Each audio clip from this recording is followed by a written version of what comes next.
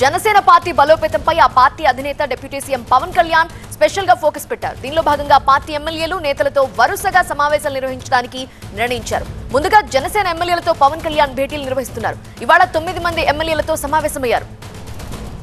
ఒక్కో జనసేన ఎమ్మెల్యేతో పవన్ కళ్యాణ్ విడివిడిగా భేటీ అయ్యారు. ముందుగా అవనిగడ్డ ఎమ్మెల్యే మండలి బుద్ధప్రసాద్ తో సమావేశం నిర్వహించారు. ఆ తర్వాత లోకం నాగమాధవి, గిడ్డి సత్యనారాయణ, పంతం నానాజీ, వంశీకృష్ణ, నిమ్మక జయకృష్ణ, పంచకర్ల రమేష్ బాబు, సుందరపు విజయ్ కుమార్ తో కూడా పవన్ సమావేశమయ్యారు. ఈ సందర్భంగా నియోజకవర్గాల్లోని అభివృద్ధి, సంక్షేమ పథకాల అమలు, సమస్యలతో పాటు పార్టీ కార్యక్రమాలపై చర్చించారు. ఎమ్మెల్యేలపై ఫిర్యాదులు, ఆరోపణలపై కూడా పవన్ కళ్యాణ్ వివరణ కోరారు.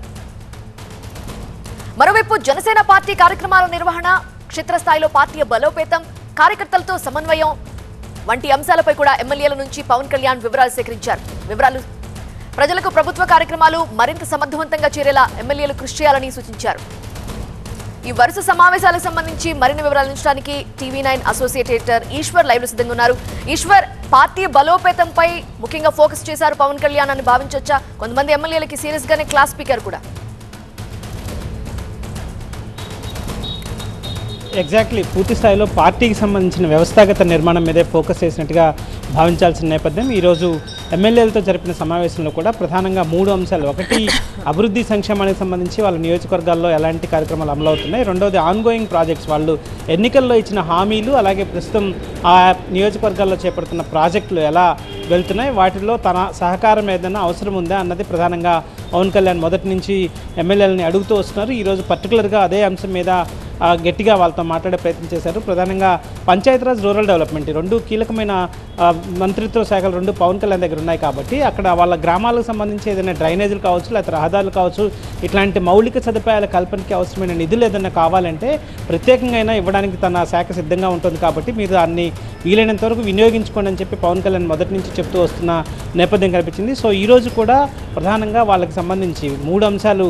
ఒకటి, అభివృద్ధి సంక్షేమం. 2, ఆన్గోయింగ్ ప్రాజెక్టుల విషయంలో తన సహకారం ఏమైనా కావాలా. 3, పార్టీ కార్యక్రమాల నిర్వహణ ఎలా జరుగుతోంది అన్న దాని మీదే ఎక్కువసేపు మాట్లాడారు. ఒక్కొక్క ఎమ్మెల్యేతో దాదాపు అరగంట సేపు మాట్లాడే ప్రయత్నాన్ని పవన్ కళ్యాణ్ చేశారు. అరగంటలో దాదాపు 15 నిమిషాల పాటు పార్టీ కార్యక్రమాల నిర్వహణ ఎలా జరుగుతోంది, ఇచ్చిన కార్యక్రమాలకి కార్యకర్తలు ఎలా అటెండ్ అవుతున్నారు, కూటమి పార్టీల సమన్వయం ఎలా ఉంది దాని మీద కూడా ఎక్కువ ఆయన ఎంక్వైరీ చేశారు. కూటమికి సంబంధించి చాలా నియోజకవర్గాల్లో జనసేన ఎమ్మెల్యేలు ఉన్న చోట తెలుగుదేశం ఇన్ఛార్జీలకి, జనసేన ఎమ్మెల్యేలకి ఆధిపత్య పోరు సాగుతోంది. సో ఈ అంశాన్ని కూడా కొంతమంది ఎమ్మెల్యేలు పవన్ కళ్యాణ్ దృష్టికి తెచ్చారు. అయితే దానికి పెద్దగా ప్రయారిటీ ఇవ్వద్దు, మీరు ఎట్లాగా ప్రతి నియోజకవర్గంలో అలాంటి ఆధిపత్య పోర్లు జరుగుతూనే ఉన్నాయి కాబట్టి రాజకీయాల్లో అవి సహజంగానే భావించాల్సిన అవసరం ఉంటుంది. వాటి స్థానంలో మీరు అభివృద్ధిపైన దృష్టి సారించండి, సంక్షేమానికి మరింత ప్రాధాన్యత ఇవ్వండి.